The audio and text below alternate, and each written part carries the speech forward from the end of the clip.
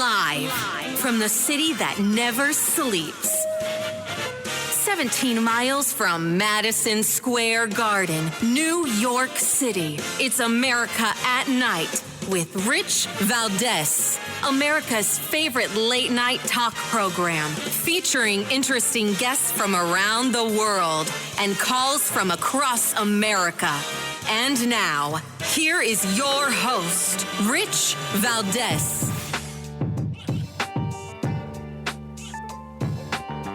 Hi there, good evening, and what's up, America? I am Rich Valdez, Valdez with an S, at Rich Valdez on all of the social media. And, of course, our telephone number, if you want to join us on our late-night national town hall conversation, feel free to do so. 833-482-5337, 833-4-VALDEZ. Now, it is the Tuesday night edition of the program. And, of course, like we do every Tuesday. I'm kidding. We don't do that every Tuesday. Only when it's in the news. But there's... and it's Wednesday. Trust me, you're going to get used to this. I'm really never, ever going to know what day of the week it is. When you work at night, you never really recover. Anyway, so it is Wednesday. And on Wednesdays, like we normally do on Wednesdays, just kidding, we talk about UFOs, what they call UAPs. Now, you're thinking, why do we talk about UFOs? I don't do it, right? I do it every now and again.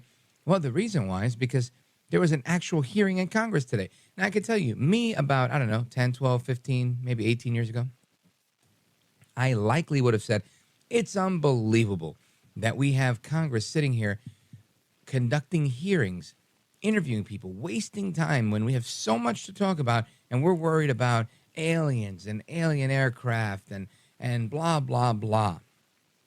And here I am, 2 decades, a decade and a half later, whatever. And I haven't really changed my opinion that much, but I understand that we need some oversight because... if you don't watch what they do in Washington, they'll just keep spending money and spending money and spending money. And that's really my concern, right?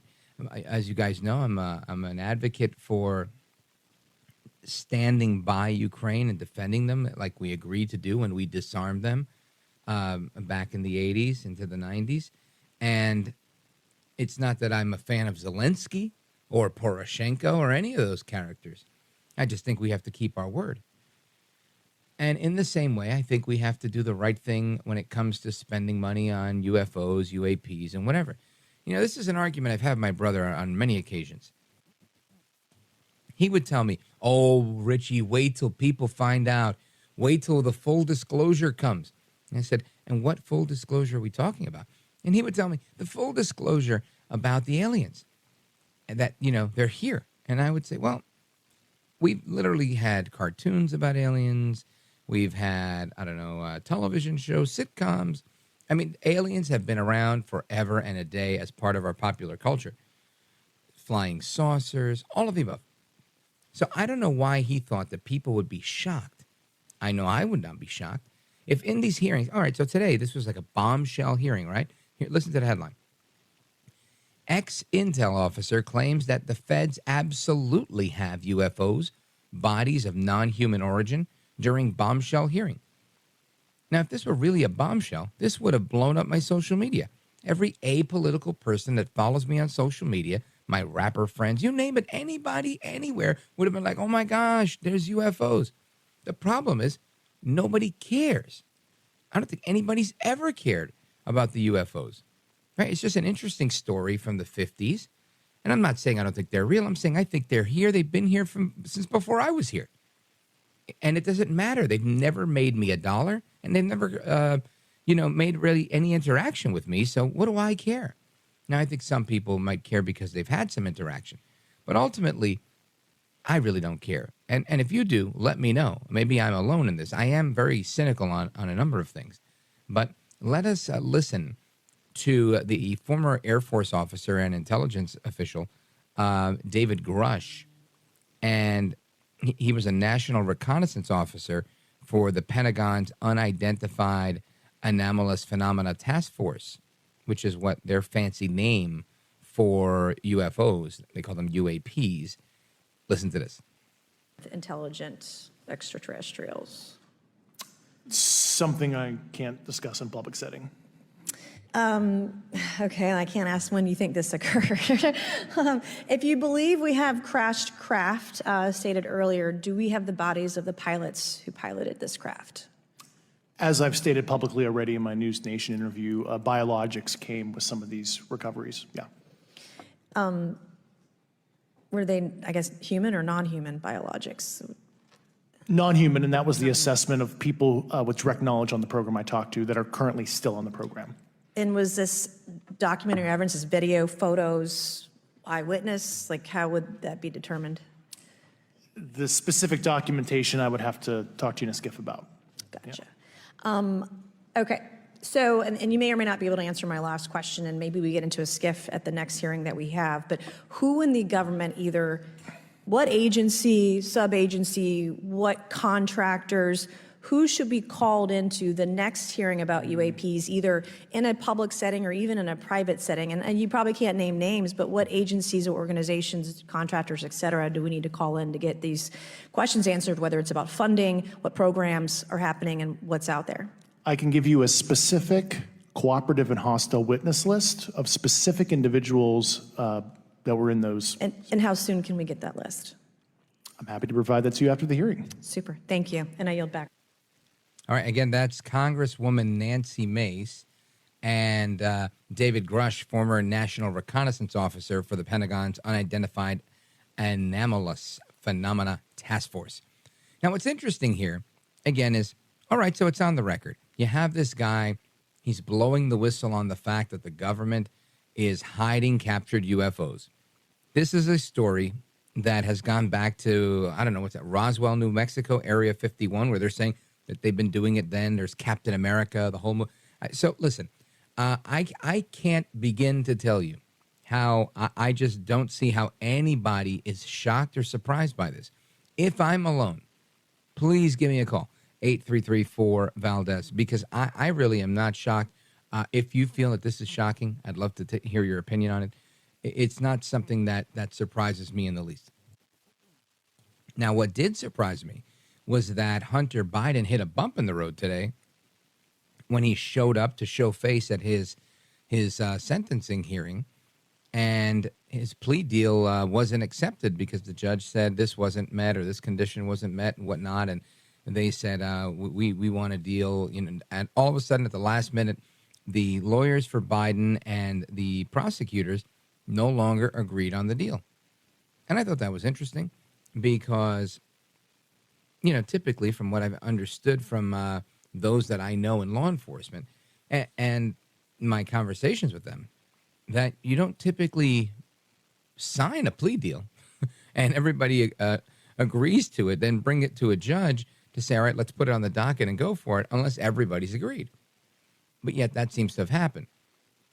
So, one of the things that I enjoy about this job and my career in radio, as both as a producer and as a broadcaster, as a host, is that I've met a lot of people along the way, and I love it when we can call somebody in as an expert and they can tell us what's going on. So straight ahead, we're going to bring in our buddy Doug Burns. He's been on the show plenty of times providing legal analysis. He's a former chief of the criminal division for the Department of Justice, a federal prosecutor. And we're going to learn, was this normal? Was it not normal? Stick around and find out. I'm Rich Valdez. This is America at Night with Rich Valdez.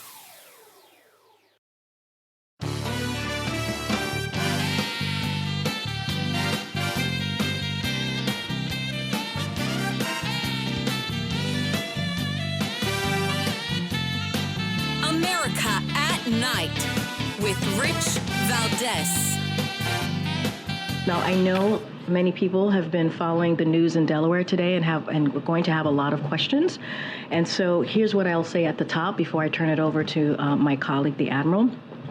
Hunter Biden is a private citizen, and this was a personal matter for him. As we have said, the President, the First Lady, they love their son, and they support him as he continues to rebuild his life. This case was handled independently, as all of you know, by the Justice Department under the leadership of a prosecutor appointed by the former president, President Trump. So for anything further, as you know, and we've been very consistent from here, I'd refer you to the Department of Justice and to Hunter's representatives, who is his legal team, obviously, who can address any of your questions. Let me tell you, today, write down the time, write down the minute, even the second marker. I am going to say that Karine Jean-Pierre did her job today. That is how I would have answered the same question. If I was trying to protect my boss's son, I would say the same thing. He loves his kid.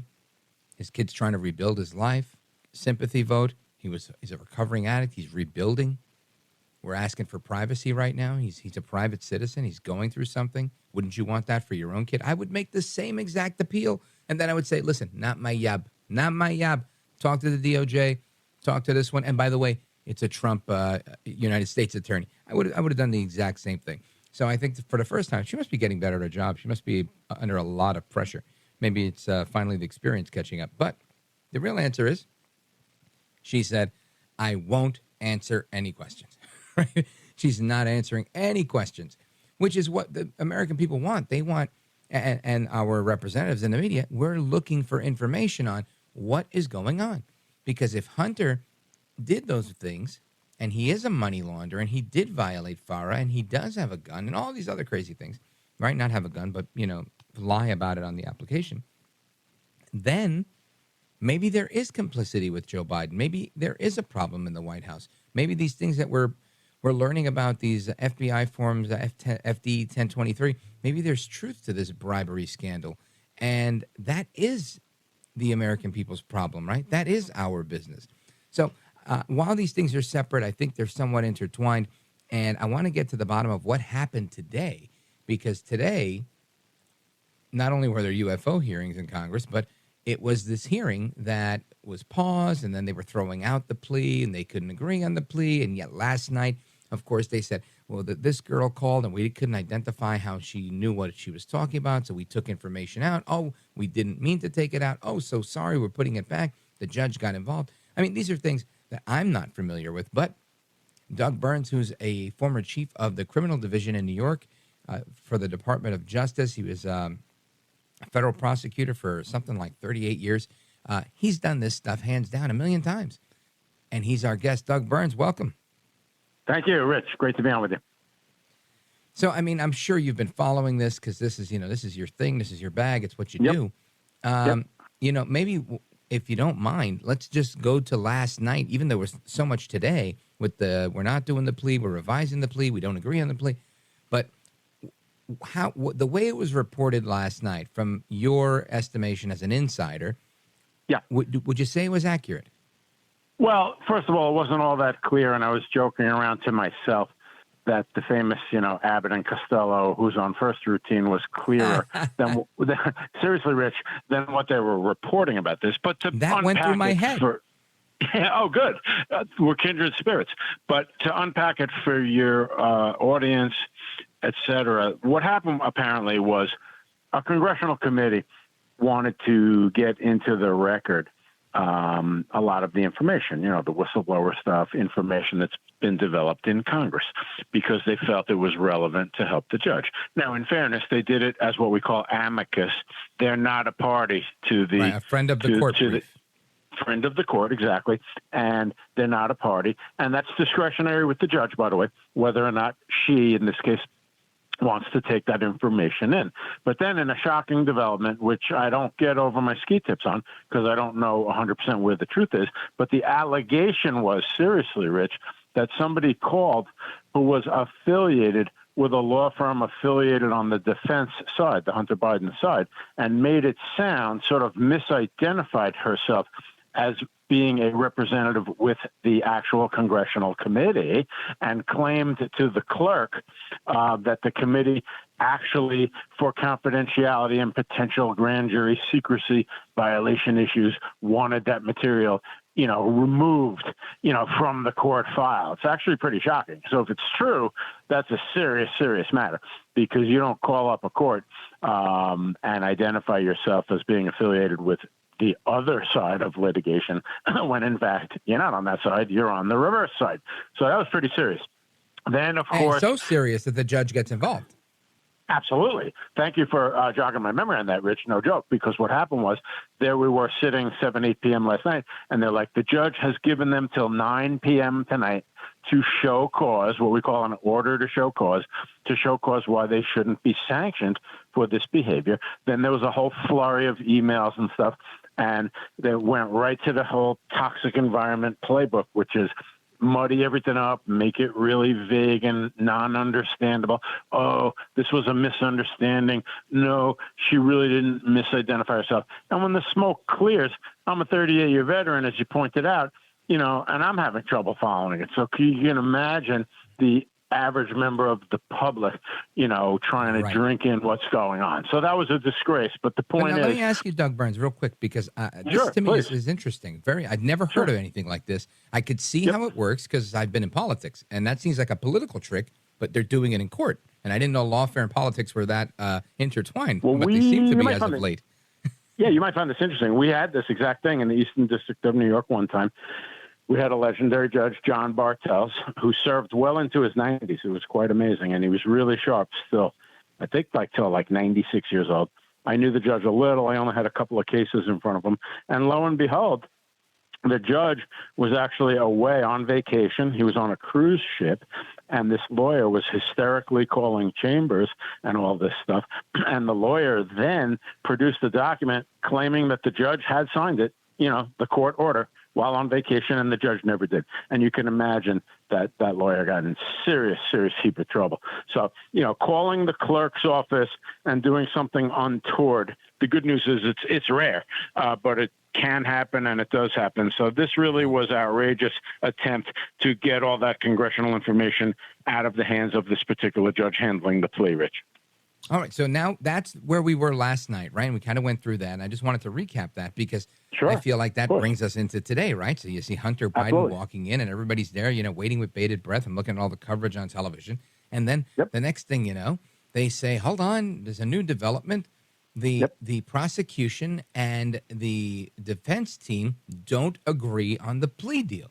Now, I'm thinking that's like showing up to a real estate closing and going, oh, that's not what I agreed to. I mean, again, that may happen, but it's very rare because analogy. You iron this, you pay people. I'm paying lawyers to make sure this doesn't happen.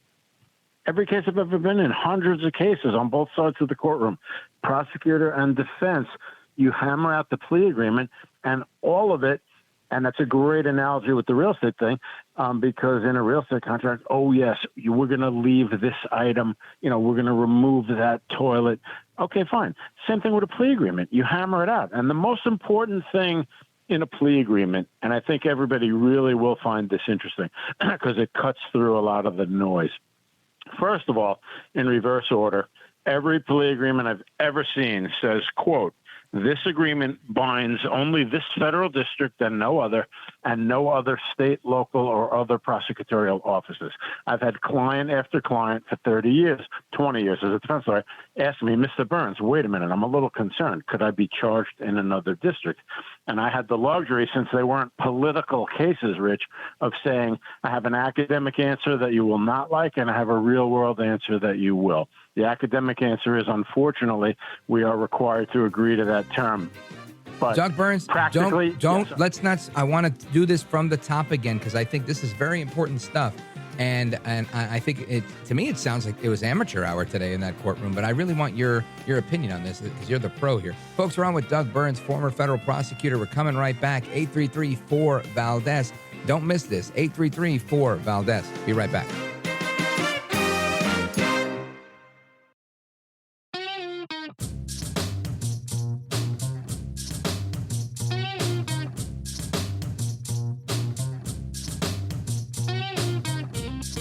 This is America.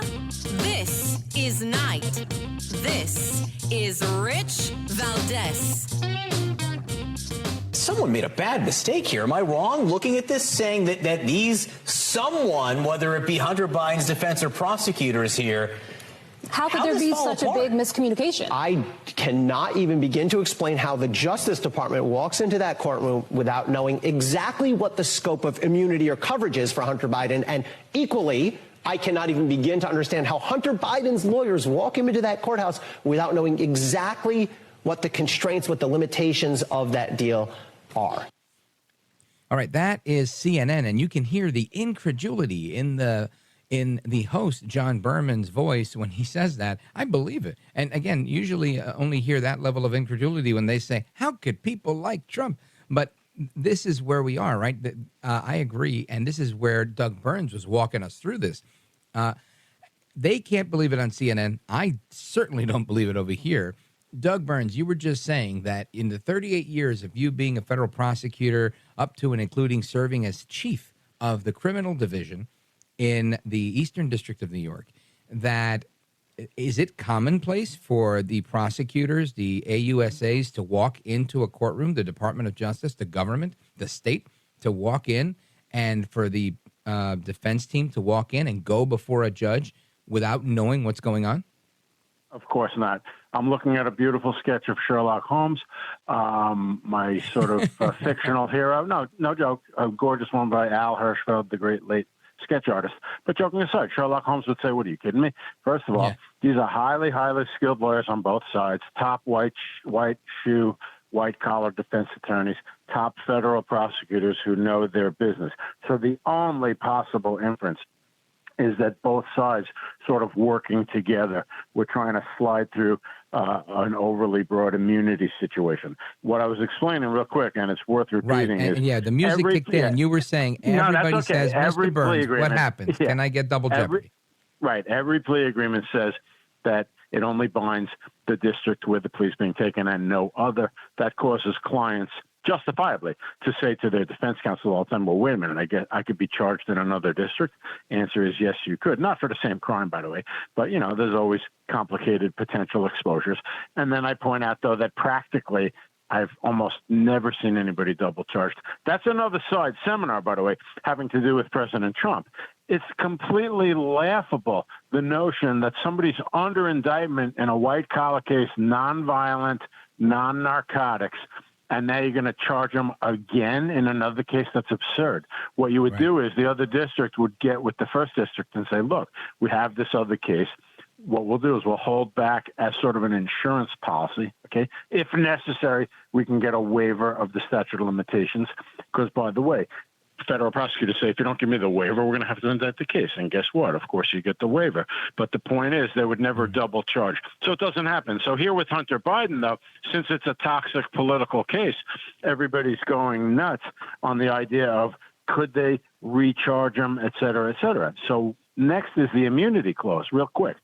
The immunity clause says, in return for the plea of guilty by Hunter Biden for the 2 tax misdemeanors and the deferred prosecution agreement on the allegation of lying on the gun form, he will not be charged further with fill in the blank. As I jokingly told my wife, and I jokingly tell everybody, the normal immunization says he won't be charged. And you saw this, Rich, when they had to go back to the well this afternoon, and the reporting was pretty clear on cable that they've now agreed that the immunization is he won't be charged any further for tax charges or firearms, and that's it. Okay, that's the way it normally works. That also tells what he's getting in trouble for. Exactly, and that also tells Sherlock Holmes that they're trying to sneak in something overly broad. When I said about the jokes, I just told my wife an hour ago, I said the immunization clause that they want everybody here is he'll be charged with no crime whatsoever from 550 BC till today. It's like a presidential pardon. Yeah, and joking aside, you never get that. You get narrow immunization clauses. So breaking this down, Sherlock Holmes-wise, in all seriousness, they walked in today, and you get the major kudos of all. Brilliant analysis. There's no way in a million years, Rich, that both sides didn't know exactly what the immunization scope was, okay? That is so fundamental ABC, it's not even funny. So next Sherlock Holmes point is, therefore, they were working together to try to hoodwink the court a little bit. And one former federal prosecutor, it's interesting, on Twitter, I don't know if you saw this, it was interesting. He gave a very detailed explanation of Rule 11 and getting in the weeds for the armchair researchers at home. Just look at Rule 11 of the Federal Rules of Criminal Procedure. Rule 11 is submitting paperwork, no? Plea. No, governing all pleas. All procedures having to do with the guilty plea. And if you look at Section C, 11C. You have C1A, C1B, and C1C. And real quick, not to be all in the weeds, C1A says that that the two sides can agree that the defendant won't be charged with other crimes, and it has to be spelled out.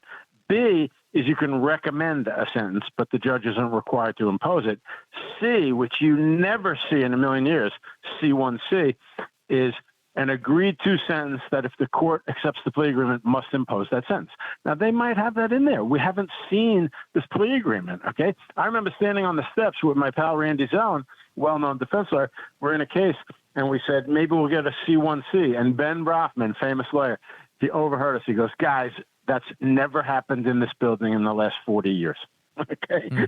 So you don't get the C1C 11 because that's an agreed to sentence. Both sides agree that the sentence is probation. Because, by the way, Rich, if they're only recommending it under B, then the judge can reject it and give the guy prison time.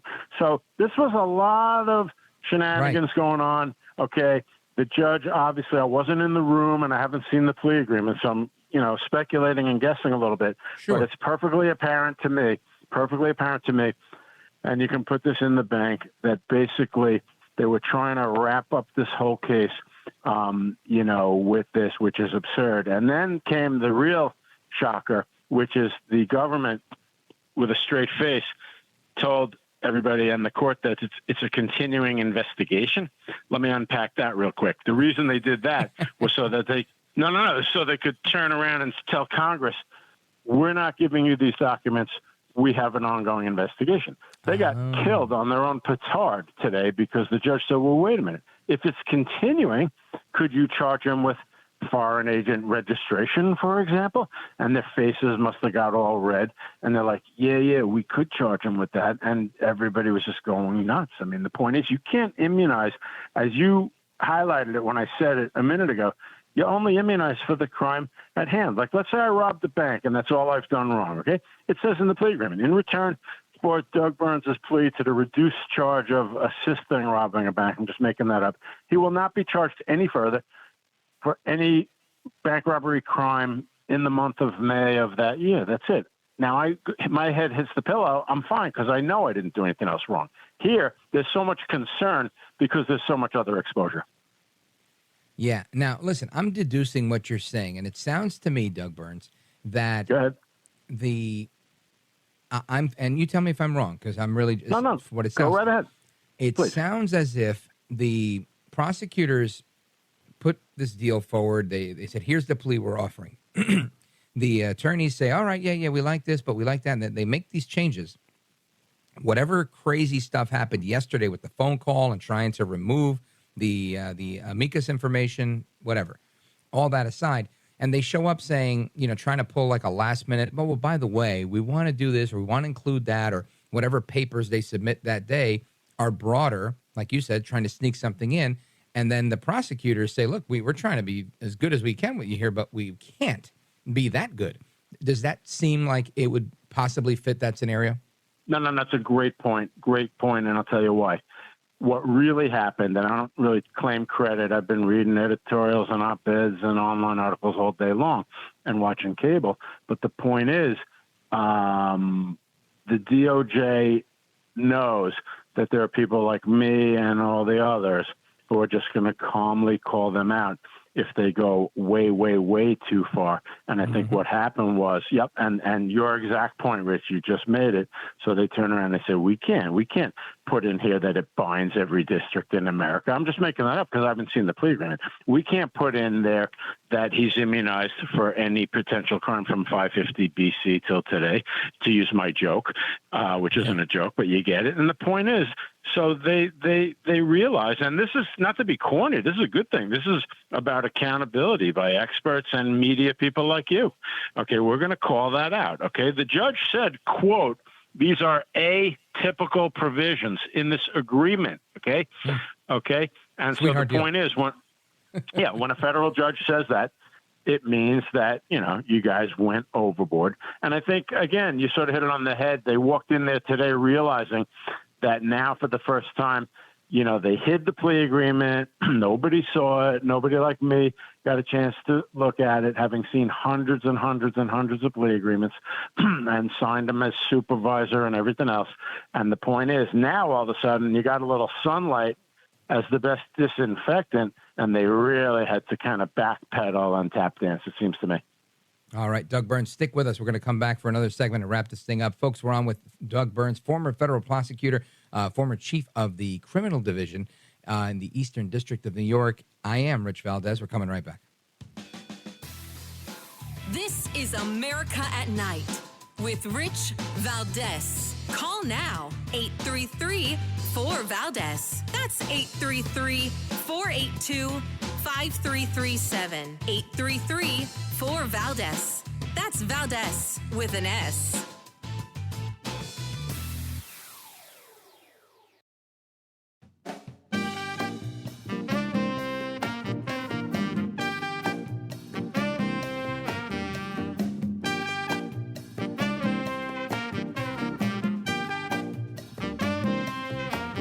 Well, thank you, Rich, and thank you for everything. I know you very well, and I listen, but I have a lot of people that listen, and they love your show, and I appreciate it very much. America at Night with Rich Valdez.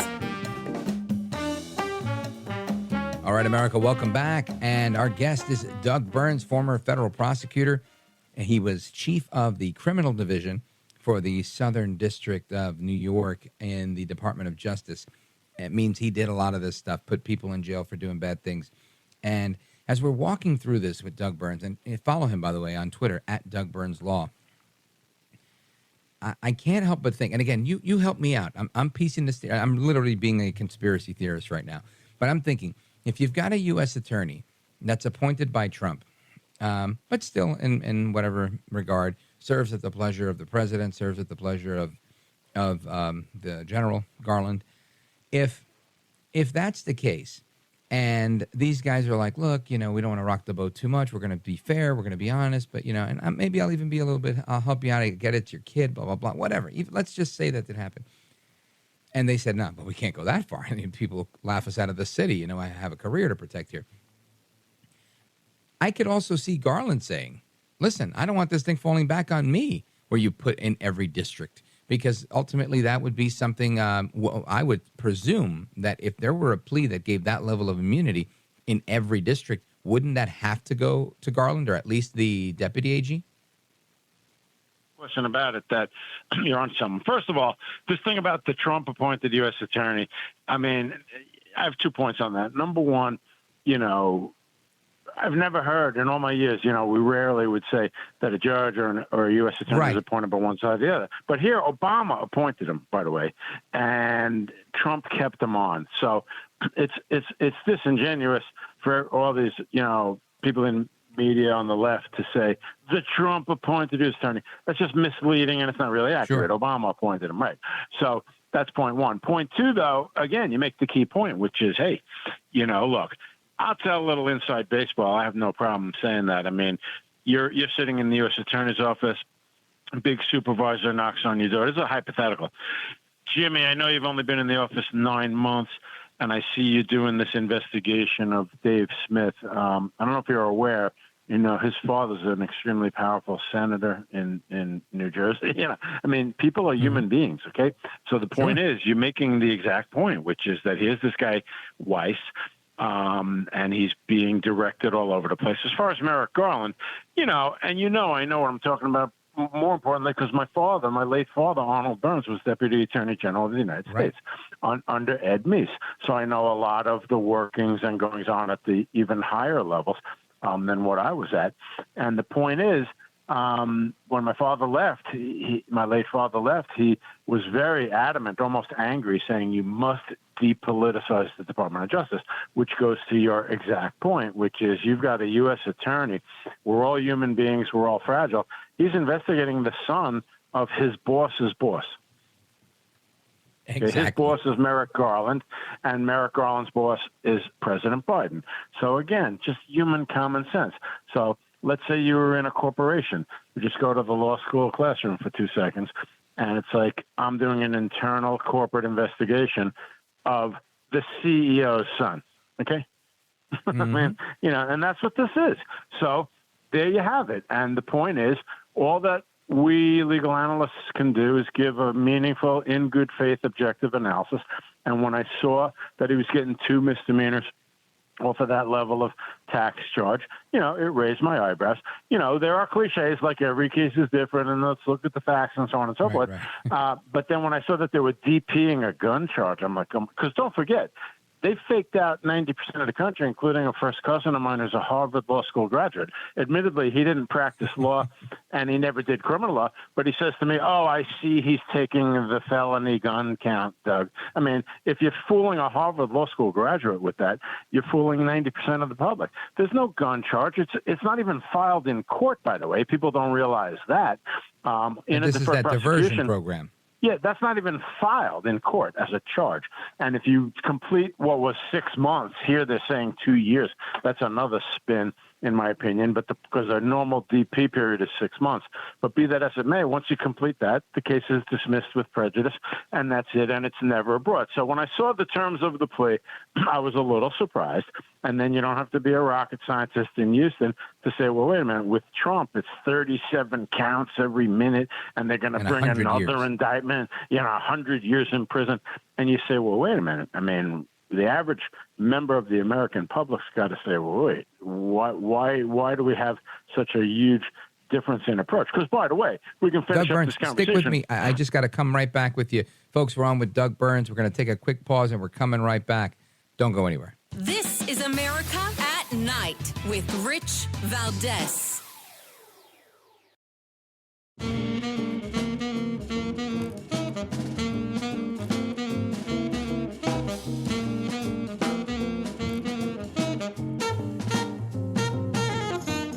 This is America at Night with Rich Valdez. All right, we're back with Doug Burns. We're wrapping up here. Now, Doug Burns, you were making a point just before we ended, and I want you to work into your wrap up here in the minute and a half we have to wrap. What's next with this Hunter Biden stuff? Well, no, that's a good question because now, ostensibly they could go back to court and, and try to say, Your Honor, we have this new plea agreement. Here it is. And it'll be the same exact thing. The judge will either accept it or reject it. But, that's what's next. It'll be interesting to see. But my global point, just to repeat, is that it appeared that both sides here in this criminal case were trying to accomplish something. And the minute the barest amount of sunlight was put on it today, it blew up in everybody's faces. And that tells you a lot, Rich. Yeah. And thank God it did. Right? Yeah. Otherwise... Oh, yeah. Well, it's good for the American people. As Professor Dershowitz was saying today, he said it may not have been good for the DOJ, may not have been good for the defendant, just legal X's and O's, but it was good for the country. It's separation of powers, okay? The executive branch was doing something wrong, and the judicial branch stepped in, and that's what happened. Amen to that. Doug Burns, thanks for being with us. It's always like continuing legal education when you come on board. You're like our professor. Thank you so much. Could you put in a good word and get me credit for it? We'll do. I'll call Hunter Biden's lawyer. Okay, there you He'll go. make That's it happen. A good idea. Thanks, Rich. All right, brother. Thank you so much. And I want to quickly go to Jeff in Wilmington, Delaware. Jeff, WDEL, go right ahead very quickly. Okay, real quickly, two things. One, with what the previous person was speaking about for the hour, I know that one of the outcomes will be there will be a remake of a famous Robert De Niro movie, and it'll be called The Not So Dear Hunter. That's funny. Well, we're going to leave it there. Thank you, Jeff. I appreciate the call and the joke. And I think you're right. And I know you wanted to say something about UFOs, so we will ask you to call in again once we do open phones if you're still up and you're able and you're willing. I'd love to hear your comment on that as well. And straight ahead, folks, we continue the conversation. Don't go anywhere. It's America at Night with me, Rich Valdez, and we're coming right back.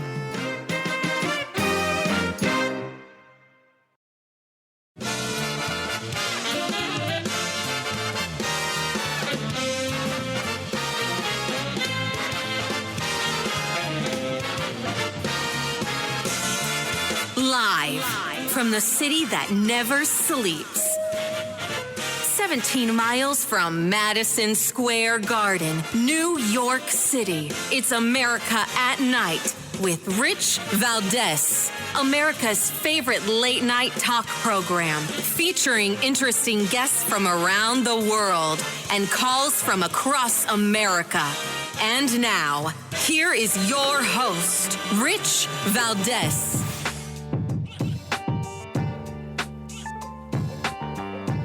Hi there, good evening, and what's up, America? I am Rich Valdez, Valdez with an S, your liberty-loving Latino amigo. Happy to be with you on this Wednesday night. I said it was Tuesday before, forgive me. And our phone number, if you want to join us, 833-482-5337, 833-4-VALDEZ. Now, as you know, the Hunter Biden plea deal fell apart in court today, and then it's back again from the ashes, and it's on hold. We're going to see where it goes from here. We had some analysis on that in the previous hour. There's so much to talk about in the news today, and I want to get to so much of it.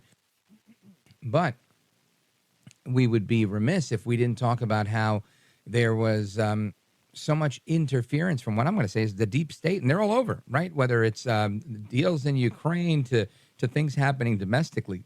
And somebody that understands the deep state at a level that I think few of us do is Colonel John Mills. He's retired, but he's now senior fellow at the Center for Security Policy.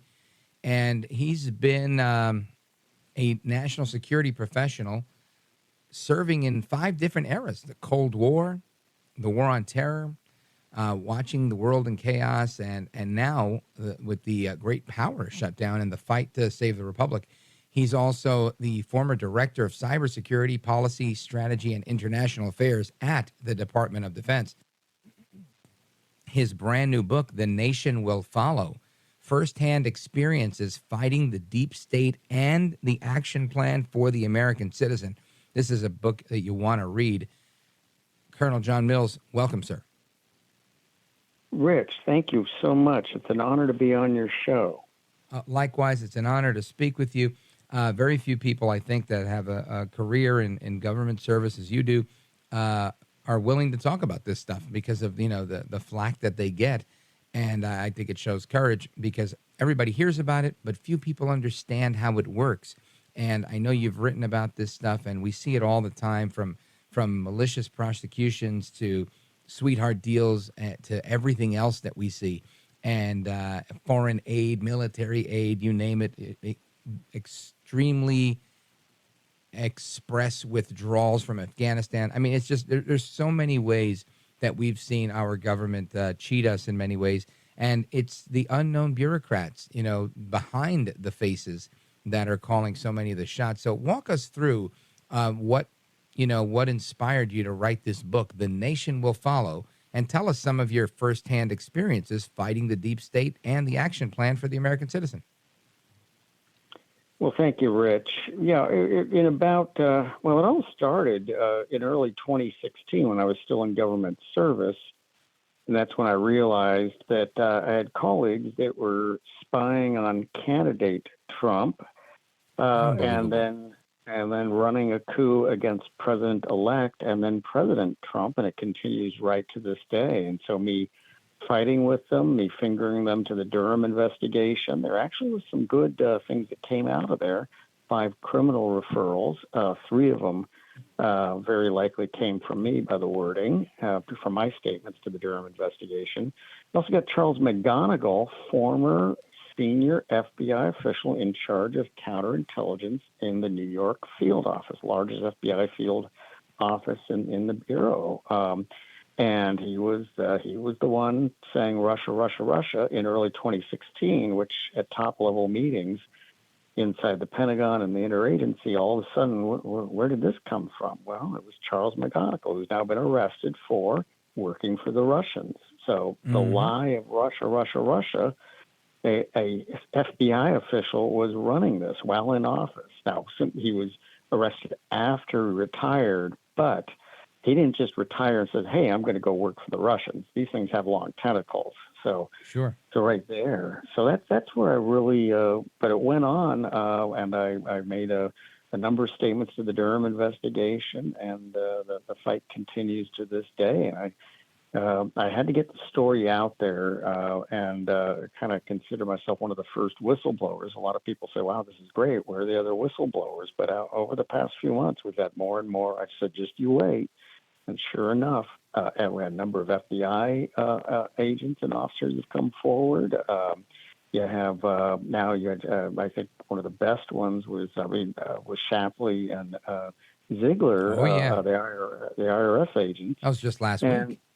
Yeah, it was incredible, showing the absolute out of control nature and suppression of the truth by politicals, but also, the deep state, the careerist government. So that's, there's a lot more to the story, but that's really where it all started, was 2016. Sure, and what a great place to start. So it starts with this spying on the president and the soft coup to try and sabotage him from being able to A, to govern, and B, to be reelected. Now we're seeing it, like you said, extending into these multiple prosecutions. Our previous guest was offering legal analysis, and he pointed out that it's not uncommon at all. It's actually very commonplace for somebody to be under indictment for whatever federal offense.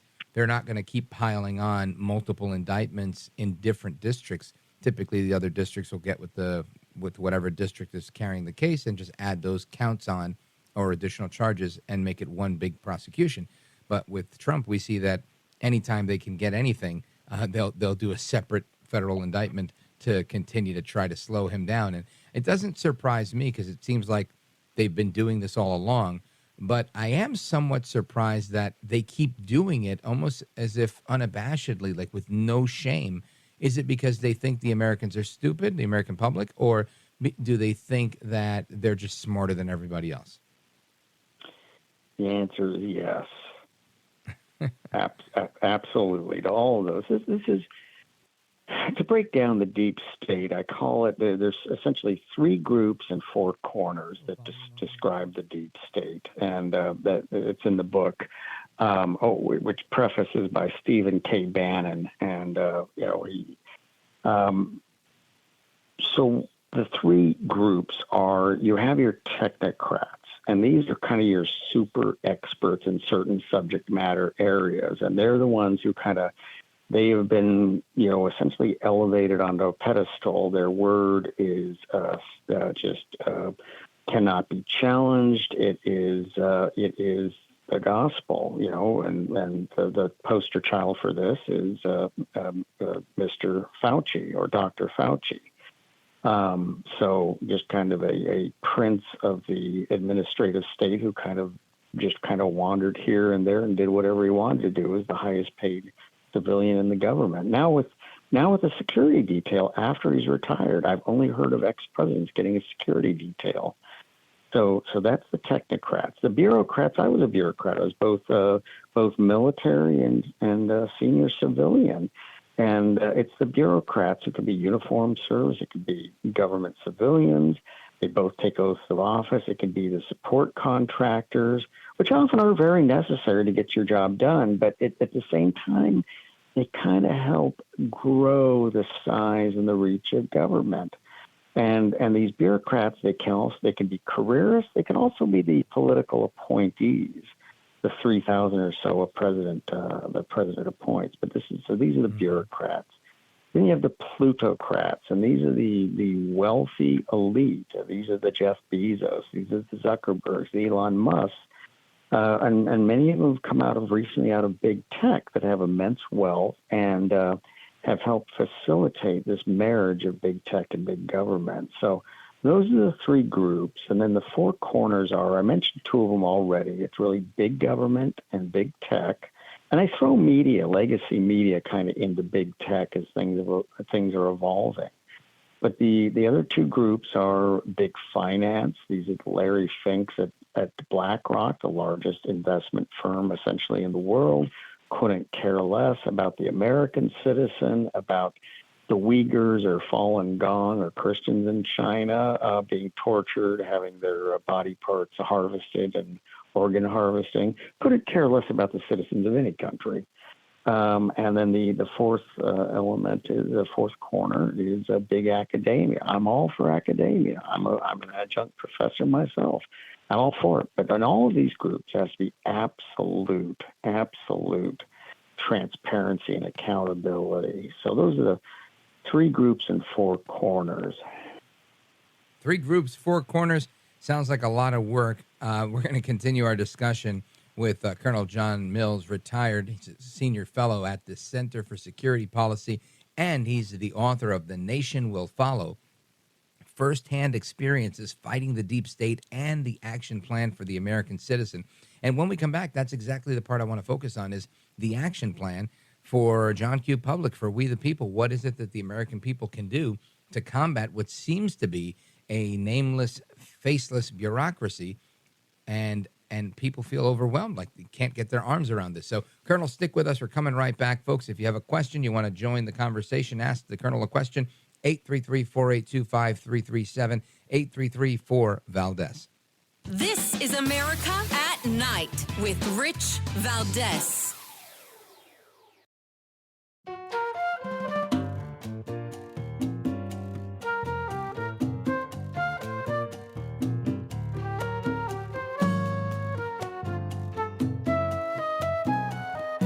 America at Night with Rich Valdez. All right, America, welcome back. Again, our phone number, 833-4-VALDEZ. And our guest, retired Colonel John Mills, senior fellow at the Center for Security Policy, author of the book, The Nation Will Follow, First-Hand Experiences Fighting the Deep State and the Action Plan for the American Citizen. And that's what I want to focus on. Colonel, what is it that you and me and everybody who's not in government service, there's a lot of people, in particular in the conservative movement, because they're so, rightfully so concerned with what Reagan taught us, have the government get off your back and out of your pocket. We just want to be left alone. But it's that very virtue of being left alone and being so independent that allows the government to run amok while we're not looking.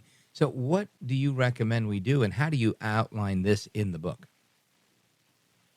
Well, I wanted the book to be about action, action, action. The preface is by brother Stephen K. Bannon, and I really appreciate Steve writing the preface for the book. And he describes a Damascene moment for me where I realized there was a deep state, and I'll talk about that in a moment.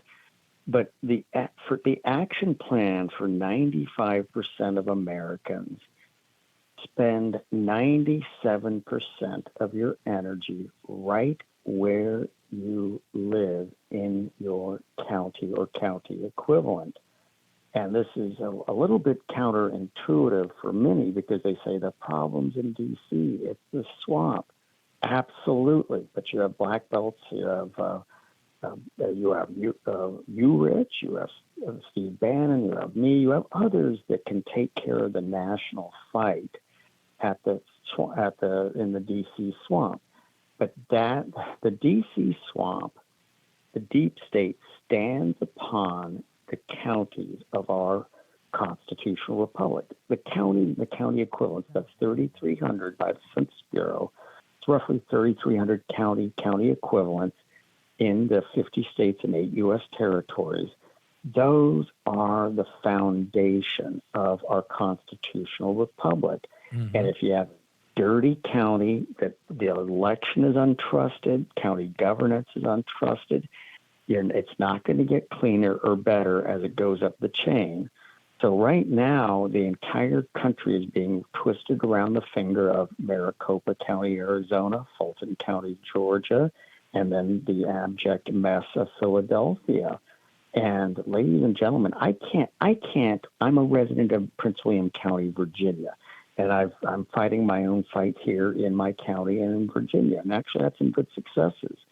But I can't fight the fight for Maricopa. I can't fight the fight for Fulton. It's citizens there that have to rise up and break through the abject corruption that they're dealing with. all of these 3,300 county and county equivalents have 7 common centers of gravity. There's 7 common lines of governance that are common to all of our counties. Again, this is the foundation of our entire constitutional system. I'm talking about the school board, the county council, the election board, the registrar, judges, sheriffs, and prosecutors. These are the 7 key activities. That is the foundation of our entire constitutional republic. Get to know at least one of these. Start showing up. The school board meetings, start showing up. People say, well, I don't have kids. My kids are older. My kids go to a school of faith. Why should I care at the school board thinks? Well, next door, Loudoun County, Virginia says it all. And this is where the crazies have taken over the school board. And that's where they allow a young man wearing a dress to go around raping girls in the school, and all in the name of equity, wokeness, et cetera, and the cult of transgenderism. Ladies and gentlemen, you gotta fight it out right there, and that's what's raging next door in the school board next door, Loudoun County. So this is where the action is. Get off the couch, get in the game, stop bellowing on social media, and get involved. And book 2 is coming out this fall. It's War Against the Deep State. And this is where, first chapter is Moms Will Win This War. It's because the ladies are leading the way. Got to get a lot more guys in the game at the local level. Outstanding. Folks, again, we're on with Colonel John Mills. He's senior fellow at the Center for Security Policy, and he's the author of The Nation Will Follow, Firsthand Experiences Fighting the Deep State and the Action Plan for the American Citizen. Now, Colonel, I've got thenationwillfollow.com as the website for the book. Is that the best place for somebody to get a copy or two? Yeah, the nationwillfollow.com is to get the book, hard copy, soft copy, hardcover, soft cover.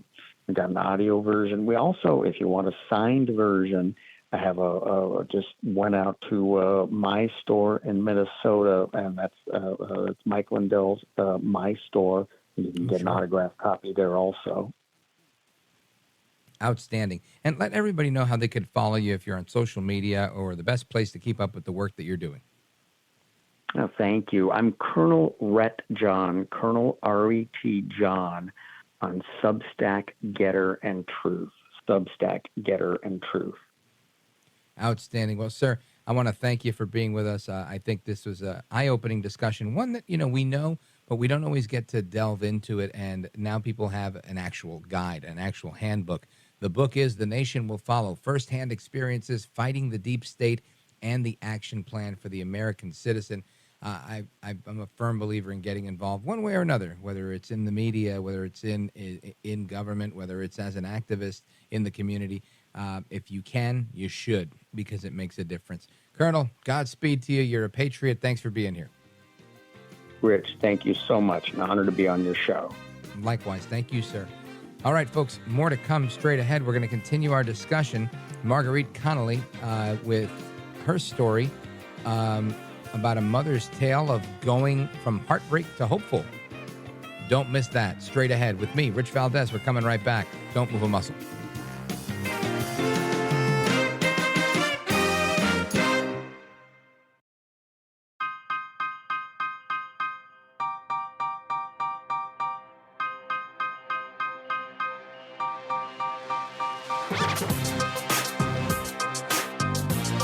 This is America at Night with Rich Valdez. All right, America, welcome back. And as we discussed, we're going to have a conversation about the new book, Addicted to the Addicted, A Mother's Tale of Going from Heartbreak to Hopeful.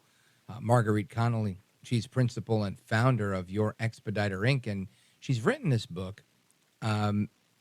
And I want her to tell us why, because there's a lot of discussion around addiction, and I'm happy to have her on the program. Marguerite Connelly, welcome. Hi, thank you. How are you? Wonderful, thanks. So let's talk about the inspiration behind the book. What was the catalyst for you that made you say, hey, I've got to write a book about this? I was angry. My son had been in over 30 treatment centers. I had a lot of money taken from me by the so-called recovery industry. And we're talking each time he was in a detox or rehab, it could accumulate to $30,000, $40,000. And it was, give us your son, we can save him. And of course, as a parent, you'll do anything. So I would sign papers, give them $30,000, $40,000, and 2 days later, he was kicked out the door. And I was so frustrated by this, and I said, the world has to know this is happening. I cannot be the only person, or we cannot be the only person. It took, quite a few years that it happened, and then finally it sank in, and I said, I have to do something. And not only did I do the book, but I went back and I sued a couple of these rehabs, and I got my money back. I never even made it to court before they started giving me money back. So that was really a strong statement there that what they were doing was illegal. So I started writing the book and then just kind of letting parents know what I know. And there's a lot of ugly in this recovery industry. Well, let's talk about some of that, because I think most people listening think, you know what, if they have a family member or a friend, they want them to go to recovery. Their hope is that they'll go to rehab and it'll work the first time. And a lot of people say, they had to go to 3 or 4 different rehabs. And most of us on the listening side think, oh, well, they must have gone to 3 or 4 different rehabs because it wasn't effective. They must have had a very serious addiction. But what you're saying is that there's a lot of dishonesty and they're making money off of you. Tell us how that worked out.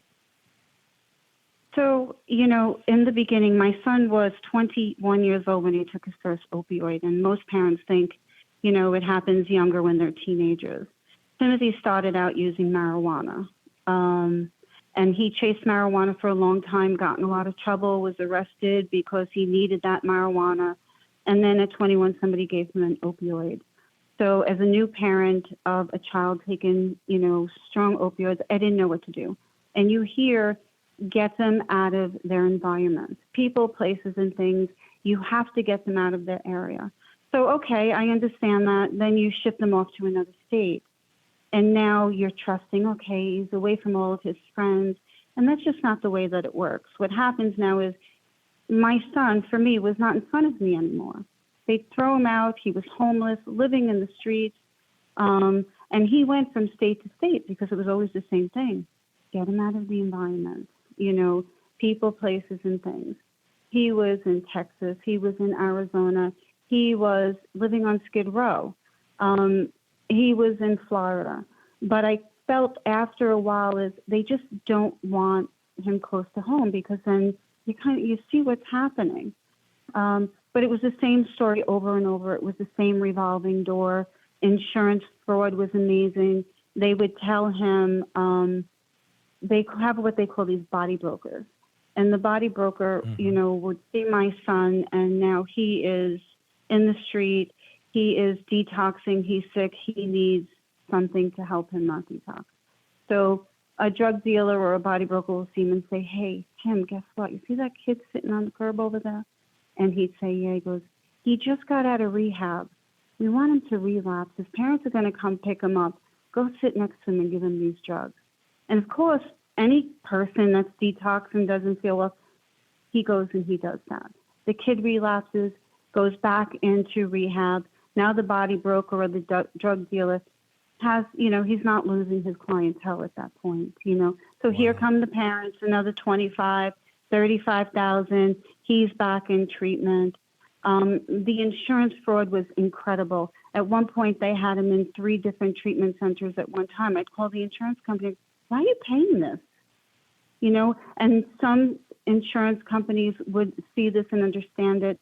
Like when they said, send him to Arizona, there's a nice place there. Insurance company says, we don't cover that area because there's so much fraud with recovery over there. A lot of that out there too. And then you learn these things where when he was in Texas, he says, I can't stay in Texas. I said, what do you mean you can't stay in Texas? Because it's a state where it's capital punishment if I'm found with drugs on me. he knew he had to get to a Democratic state because they were much more lenient on him. And he couldn't get out of there quicker. So there's so much stuff that parents just don't know that it took me 15 years to know. And I still only know a little gist of it. A lot of scary stuff goes on out there. Wow. Had no idea the other side. I appreciate you sharing. Folks, we're on with Marguerite Connelly. She is the author of the book Addicted to the Addicted, A Mother's Tale of Going from Heartbreak to Hopeful. And we're going to continue with her story and a little bit about, what she's learned from this straight ahead. Of course, if you have a question or comment, 833-482-5337, 833-4-VALDEZ. This is America at Night with Rich Valdez.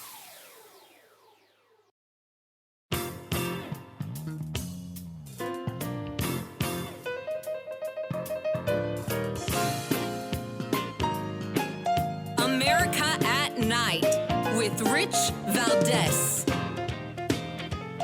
All right, America, we're talking with Marguerite Connelly. She is the author of the book Addicted to the Addicted, A Mother's Tale of Going from Heartbreak to Hopeful. And it's an interesting story because, again, I just didn't know. I've never been through this, thank God.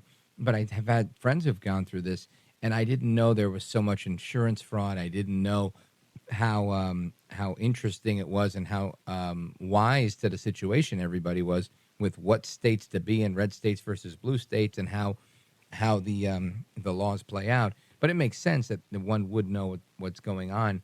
But ultimately, Marguerite, your story is bigger than just the malfeasance that you find with these facilities. It was really a story about your own child. And tell us about the actual namesake of the book. How did you come up with this name? Addicted to the Addicted, I said I am addicted to chasing my son to try to save his life. And every day I would get up and I'd have to go to work, have to pay the bills. I was a single mom, and I had to deal with my own, health issues as a woman and stresses, and hide the fact that my child was a drug addict and keep this from people. And one day I got up and I said, I cannot do this any longer. If I continue to hide this and cry in the closet, we are losing the power of the village. I'm a mom. I need to stand up for other moms and other kids going through this, or even adults. Shame on me if I don't discuss this. We are better than that. My son is ill. I love him. And every single chance I get now, I talk about my son's addiction. And Rich, you know what I get? My son, what kind of too. response? My son, too, someone will say. Wow. My daughter, my neighbor, my cousin, my mother. You will be surprised. My husband and I would be at dinner with friends of ours that had no idea I was going through this with my son. And we hear, oh, that one. Could you imagine this poor kid has cancer, but that drug addict there is doing good. That drug addict should drop dead. Nobody knew. And finally, I started speaking up because, we don't understand because people are not educated on what addiction really is. When they see homeless people on the street, they don't say, oh, that's somebody's son, that's somebody's brother. And even going past that, what they don't understand is all the people in Skid Row. Take a look around. Ask a question. Where are their children? You know where their children? You don't see any children in Skid Row, right? You got thousands of homeless people, maybe even more. Nobody says, where are their children? You know where their children are? With their 60 and 70-year-old parents that can't afford to take care of them. That maybe their parents that were drug addicts that are dead now and died from an overdose, and grandparents are raising these children with trauma, trying to bereave their own children. Like, we think it stays at Skid Row and the homeless people. People don't realize it's much bigger than that. Addiction is so much more bigger than that. It's about me in the closet and trying to raise awareness. It's just so much more than that. Honest to God, it's just the whole thing is so ugly. And that's why this marijuana thing just drives me nuts, because it's a stepping stone for these kids. It was a stepping stone for my son. I took him to the emergency room, Rich. He was 10 years old. I begged the doctor to tell me what my child was on. Not one person would help me or guide me. What? Not They one had no person. answer? They no answer. I said, give him a blood test. I want to know what he's on. They would not. It was my 13-year-old daughter who walked in the hospital and said, oh, Ma, it's so obvious. Just give him a bag of chips. Like, not one person would say, hey, you know what? Maybe you have to go here to this outreach. Is he smoking marijuana? You know, we didn't even know if it was laced. They refused to do it. I took him home, and that was it. You know, 10 years later at 21, somebody gave him an opioid, and it was over. Wow. And there has been, and I don't mean to make it out to be all the time, but I have recently read about certain instances where recreational marijuana was laced or mixed with fentanyl. And this is clearly something that could be very dangerous. And I don't know if this is something people do intentionally or if it's being done to try to get people, you know, to eliminate people or what. But it's a crazy thing. And I know somebody who lived in my neighborhood who had that happen to their 15-year-old, 15, 16, something like that. She was younger than 18, daughter, and ended up, same thing, in an ER and was very ill from this, thought she was smoking weed, but it wasn't really weed. It was my sister who told me. It was about 3 years ago. She lives in Suffolk County, and there were two girls that they were smoking marijuana, and they got something laced, and next thing they were walking the halls of their school, taking their clothes off and vomiting all over. Their brains were just fried that these kids' lives, they're ruined. They're ruined. I was walking in the streets of Staten Island outside the St. George Hotel the other day, and there's all these kids graduating, dressed up in caps and gowns, smoking marijuana with their parents right there. And I'm like, they just don't know. Just don't know. Wow. Very Folks, scary. we're on with the author of the book, Addicted to the Addicted, A Mother's Tale of Going from Heartbreak to Hopeful. Marguerite Connelly is our guest. We're going to come back with her and wrap up in a moment. The website for the book is margueriteconnelly.com. You can check out the book at addictedtotheaddicted.com.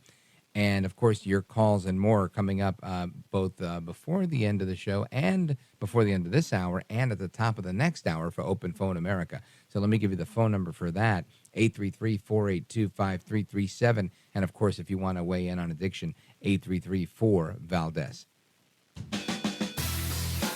This is America at Night with Rich Valdez. Call now, 833-4-VALDEZ. That's 833-482-5337. 833-4-VALDEZ. That's Valdez with an S.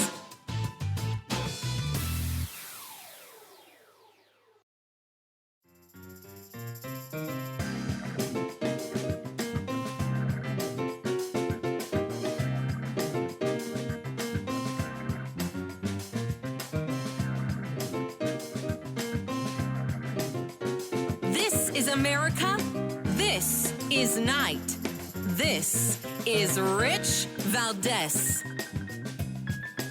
All right, America, welcome back. Rich Valdez, our guest here, is the author of the book, Addicted to the Addicted, A Mother's Tale of Going from Heartbreak to Hopeful.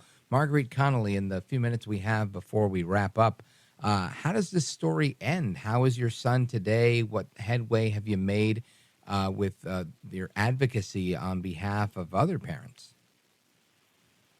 So I had to come to terms with allowing my son to do what he needed to do or what he felt he needed to do. It was all about dignity. And I said to myself, if I'm running around trying to save his life, I'm losing my own to addiction as well. So I promised myself that I wasn't going to lose one more family member to addiction. My son now at 32 lives in South Carolina as a plumber, and he does the revolving door thing. He's good, he's not good, he's good, he's not good, but I can't save him. I want to save him, but I can't. I can only take care of myself and make sure that, you know, I'm okay mentally, because if I'm running around like a crazy maniac, I'm not helping him anyway. So I had to come to terms with that. So How my long did advice, that take? How long did it take to get to that realization? I've been here probably about 3 years, but it's a lot of work. I still have to work on myself because every morning I have to get up and wonder if my son's still alive. So, but what I do is I send him a text in the morning, good morning, Tim. And then at night, I'll send him, good night, Tim, I love you. So that at least if I get that text back, I know he's okay. I know, okay, he's alive. And that's my everyday, that's my everyday ritual, unfortunately. You know, we still don't have answers. We still, you know, with everything we're able to do with modern medicine, we can't figure out addiction. It drives me nuts. Yeah, it's incredibly frustrating. What is your advice to other parents that are going through this? Because I can only imagine the only way for this to not tear apart your entire family is for you to get to that realization where you say, look, I've got to let my kid do what my kid does. And I don't have a kid that's an addict, and I'm just thinking, like, I worry about how quickly they're driving, where they're going, and I'm constantly worrying. And I realize I've got to let my kid do what she's got to do. But at the same time, you know, I'm like, yeah, but it's hard to let go. And I can only imagine that's the same you're going through, but so much more difficult. What do you advise other parents of addicts? Every single parent has to go through what I went through. It's a fact, because you don't give up that easy. And I'm not saying that I gave up, because we'll cut a limb off for our children, right? No matter what. We'll kill someone for our children. Whatever it takes to take care of them, we'll do that. So you have to get to a certain point where you say, okay, you know, there's an old slogan, if nothing changes, nothing changes. If what has been not working, why would it continue to work? So for me, I just said, I'm going to lead by example. I'm going to show my son that I'm not going to lose to addiction. So I went to Al-Anon. I went to codependency. I went to therapy, and I worked on myself, and I was much more healthier. There was a point where I couldn't say to my son, your way of life is not good, son. You can't do this anymore, because I was so afraid that that was the last conversation I would have with him. So it was just like, I was very meek. And finally I was like, okay, Tim, if that's what you want to do and that's how it's okay, that's fine. You know, I had to work on myself. So I tell parents, work on yourself. It's the same old thing. If you're on a plane, you put the mask on yourself first before you do your child. And that's exactly what you have to do. Don't be so fast to give your money to people in the recovery industry. Don't trust anyone. These people that come in and they're these interventionists are really just body brokers, and they're getting paid a lot of money to place your son in some treatment center. Have to do a lot of homework. Really do a lot of homework before you place your kids anywhere. And don't be surprised that the first time doesn't work or the second time doesn't work. That's how frustrating it is. And let everybody know where they can get a copy or 2 copies of this book. You can order it on my website, addictedtotheaddicted.com, or Amazon or Barnes & Noble has it as well. All right, folks. Again, the website, again, is Addicted to the Addicted. If you're wondering where that beautiful accent comes from, it comes from New York, where the best accents in the world come from. Marguerite Connelly, I want to thank you for being with us. You really are a sweet woman, and very, very helpful conversation to those that are going through this. And for those that aren't, very eye-opening. God bless you, and I hope to speak with you again soon. And folks, the music means that it's time for me to wrap up this hour, but hour number 3 is coming straight ahead. Our telephone number, 866-505-4626. That's our legacy line. It's open and ready for you. Or 833-4-VALDEZ, 833-4-VALDEZ. Coming up right now, it's Open Phone America. Don't go anywhere. I promise you, we're just getting started. I'm Rich Valdez.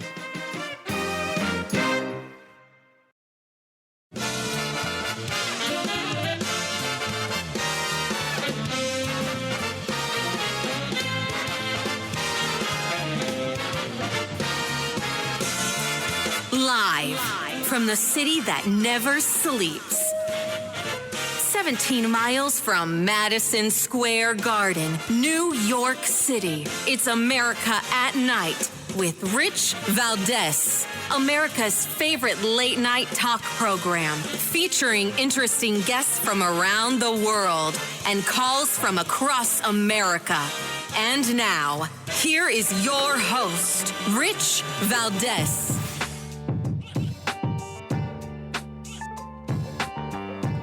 Hi there, good evening, and what's up, America? I am Rich Valdez, Valdez with an S, your liberty-loving Latino amigo, and I'm happy to be here with you. Here's the phone number if you want to join us. This is hour number 3 on the Wednesday edition of the program. Our phone number is 833-4-VALDEZ, 833-482-5337. Of course, this is the hour dubbed by Larry King and maintained by the late, great Jim Bohannon, Open Phone America.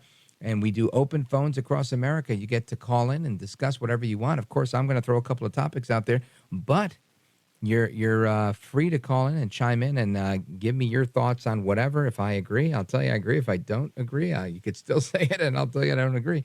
And we're going to have that conversation. That's what we do here. Now, I have a question, an overarching question for the whole night. We can talk about this all night.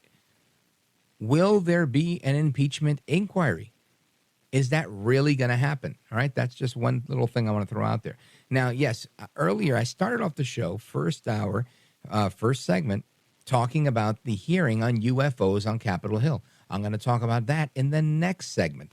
But something that I want to talk about right now is Mitch McConnell. Now, Mitch McConnell, you know, I'm no fan of Mitch McConnell. Mitch McConnell, you see, because he kind of sounds like that big chicken from the cartoons back in the day. What was his name? Foghorn Leghorn? Yeah, so Foghorn Leghorn, Mitch McConnell to me sounds like him, and he looks like a turtle, you see. And because he's a turtle, I just can't stand the guy. And it's really his politics, not his physicality or anything like that. It's not his image. It's his politics. He's a fake, phony fraud, or what others would call a middle-of-the-road, sensible Republican. Right? He's not a MAGA extremist. So that's probably why I don't like him. Or at least that's what the media would have you believe. But today, he had a Biden moment, right? He did a Biden. So today we can call him Mitch El Baboso Biden, or Mitch El Baboso McConnell, because he really just lost it. And, you know, he had a brain fart, or what the conspiracy theorists, my friends, my dear friends, my brother Joe, would say, oh, the computer chip, you know, because he's a cyborg. He's actually an alien with a computer chip and a fake plastic mask. He had like a malfunction, and I want you to listen to him having this malfunction. Check this out. Well, good afternoon, everyone. We're on a path to finishing the NDA this week. There's been good bipartisan cooperation and a string of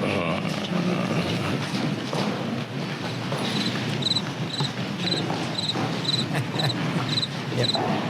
The added emphasis of cricket is how long he just stopped talking for.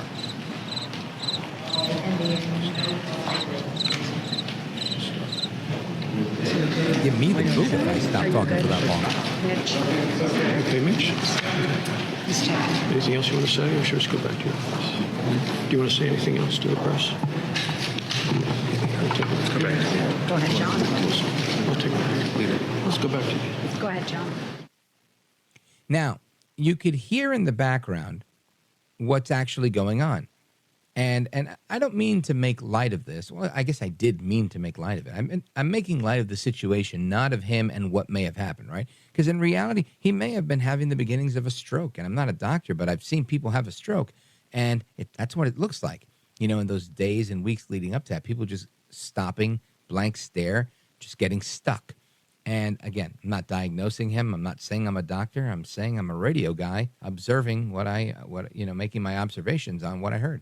But you can see Senator Barrasso saying, "Hey, Mitch, are you okay, Mitch? Is there anything else you want to talk about?" Now, we did add the cricket sound for emphasis because I wanted to make it funny. But the reality is that he did stop talking for a full, 18 or 20 seconds. I could never do that in radio. They'd hit a commercial if that happened. They'd think I dropped dead in my seat. You know, it could happen to anybody, yes. But I think it lends itself well as evidence that Mitch McConnell's got to go, right? Let us join me in celebrating Mitch McConnell's farewell party.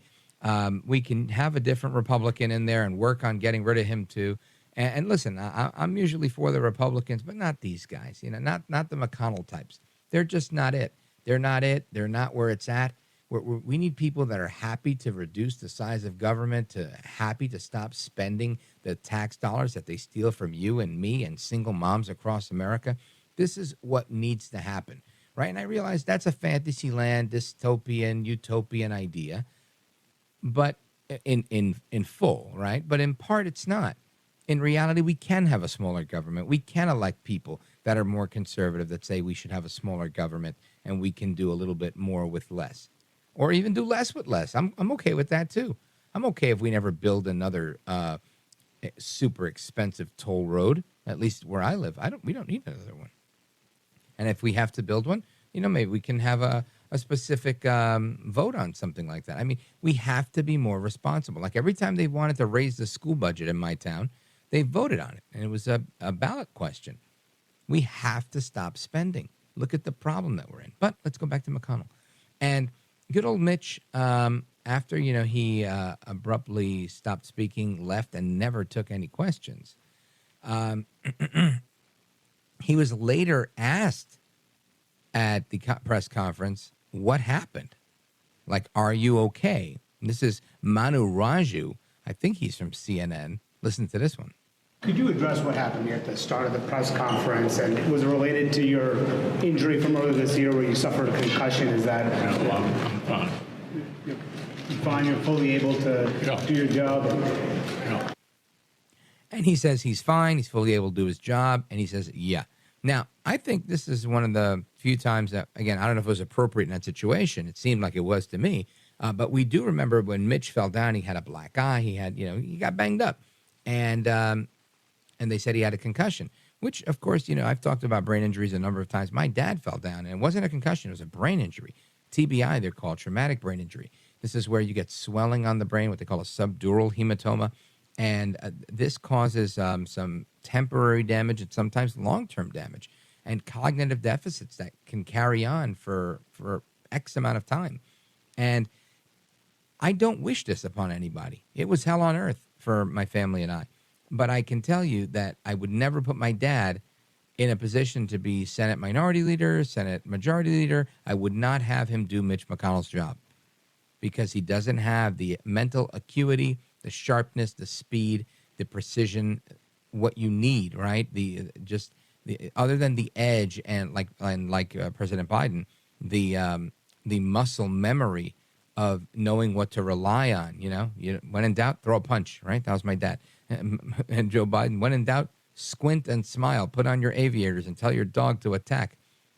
These are the same old political machine tactics, but it doesn't change anything. Anyway, we're going to get to your calls. I see we've got calls from Pittsburgh, Michigan, Wilmington, Delaware. The East Coast is definitely representing tonight.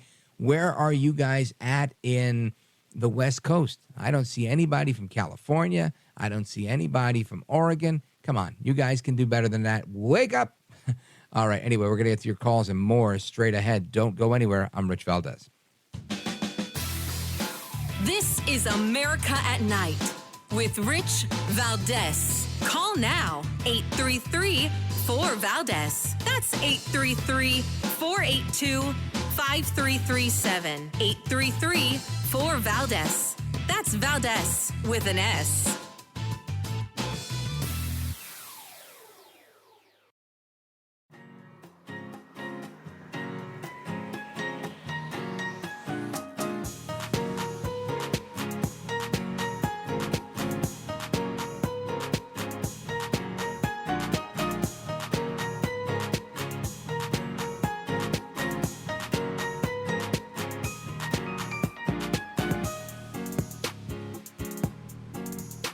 Well, Mr. Valdez, you have one of the greatest shows that radio has ever had. America at Night with Rich Valdez.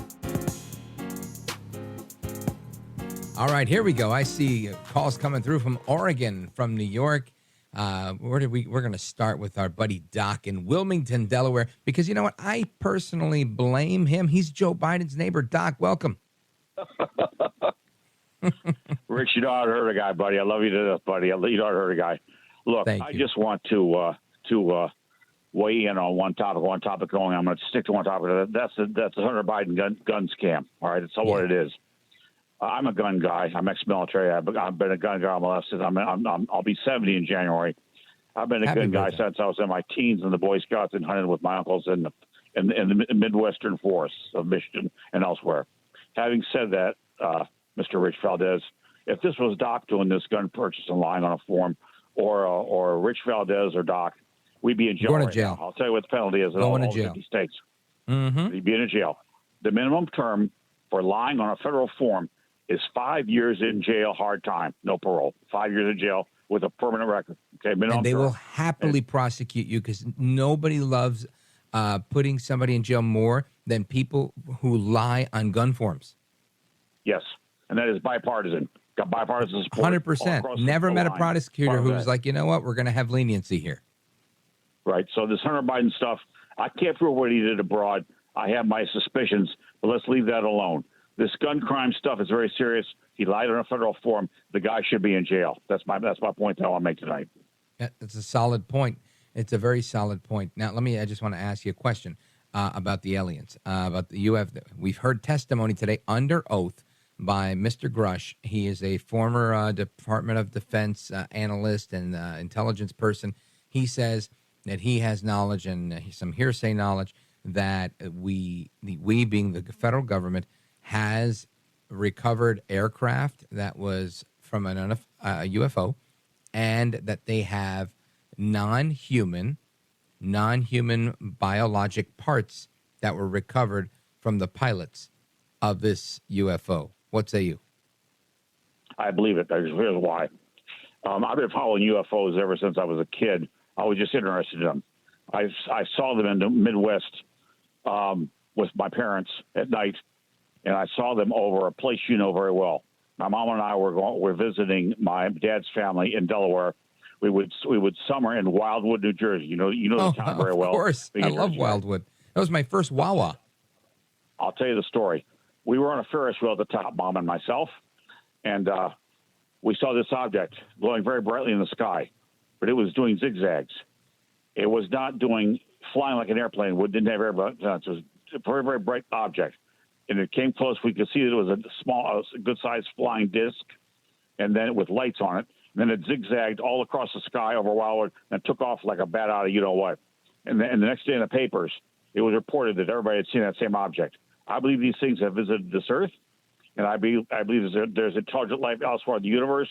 I believe we're not alone, and I believe that the Roswell crash that's rumored all over the web, or something like it, happened.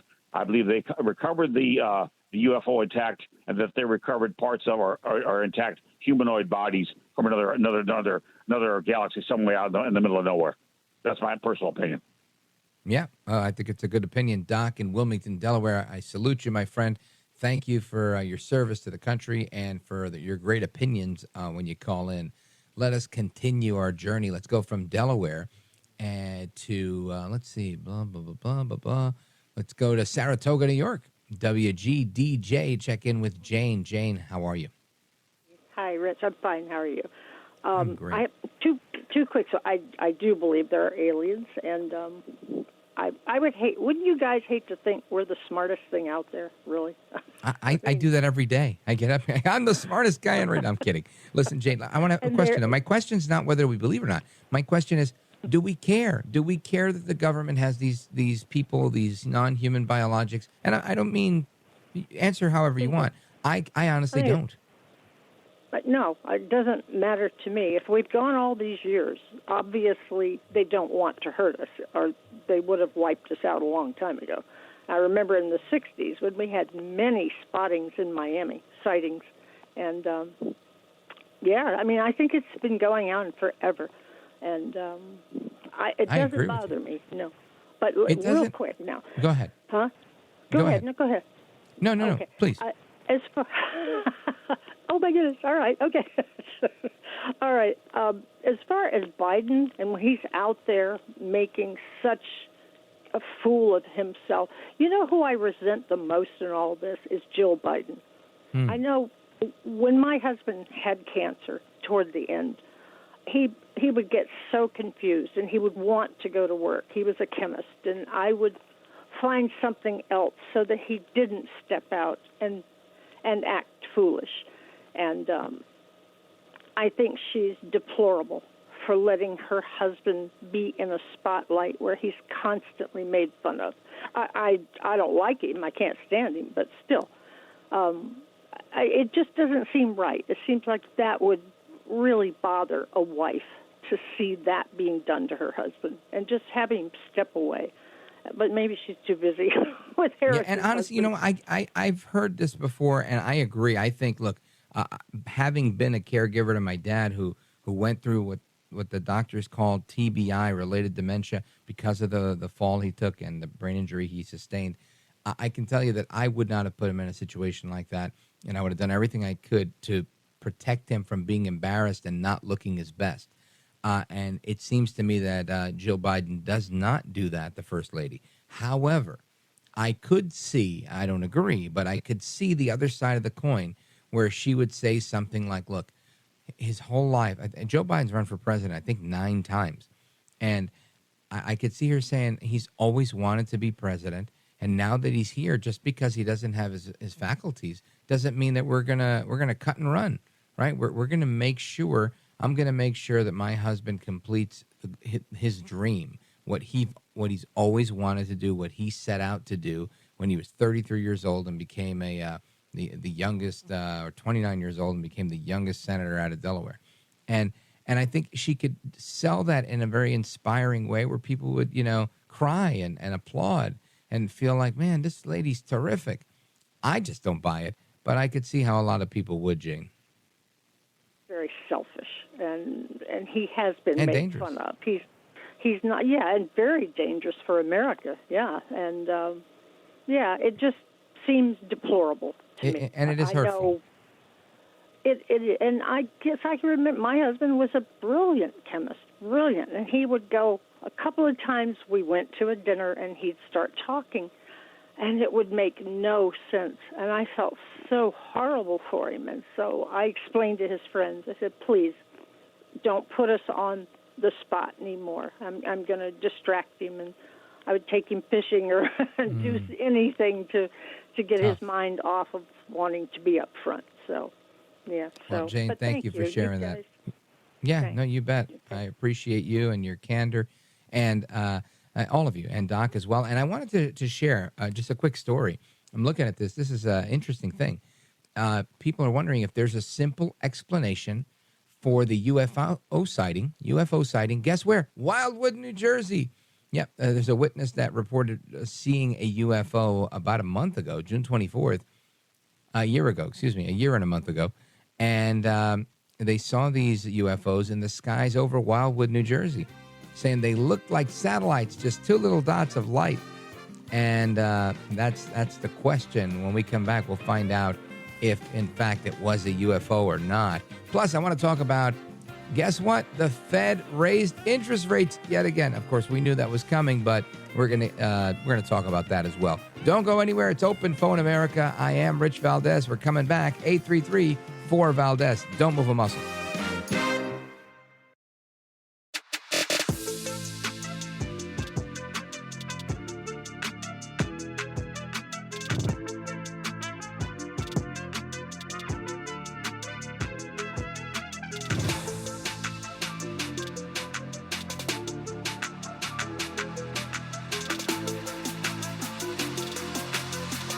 Call now, 833-4-VALDEZ. That's 833-482-5337. 833-4-VALDEZ. That's Valdez with an S. The committee raised the target range for the federal funds rate by 1/4 percentage point, bringing the target range to 5.25% to 5.5%.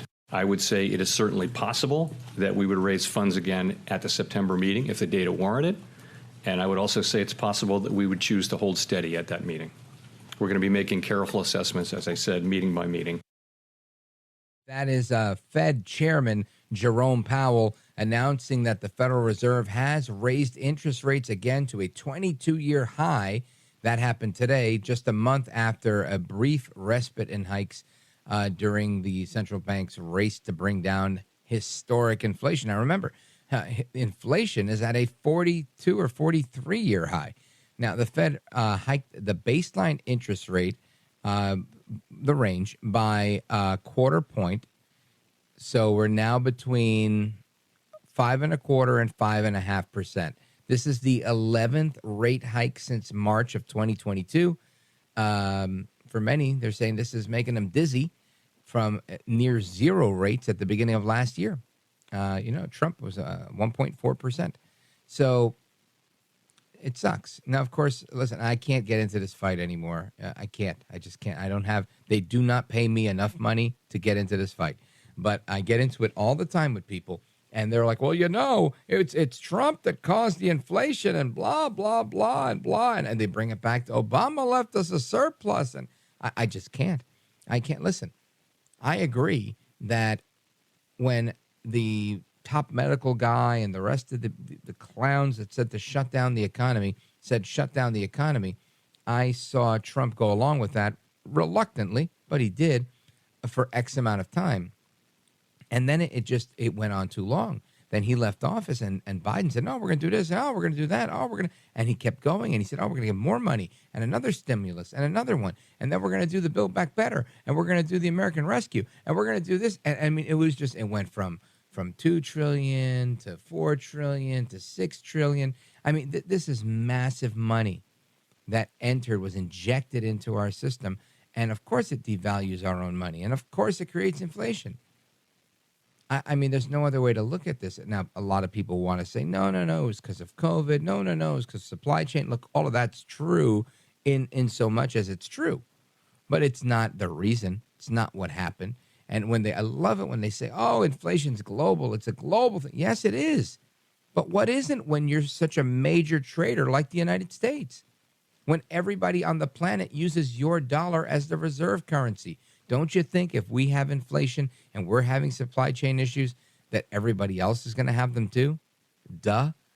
And don't you think that if we're devaluing our own currency by injecting and printing more money, quantitative easing, whatever you want to call it, putting more money into our economy, that's not going to have an effect around the world?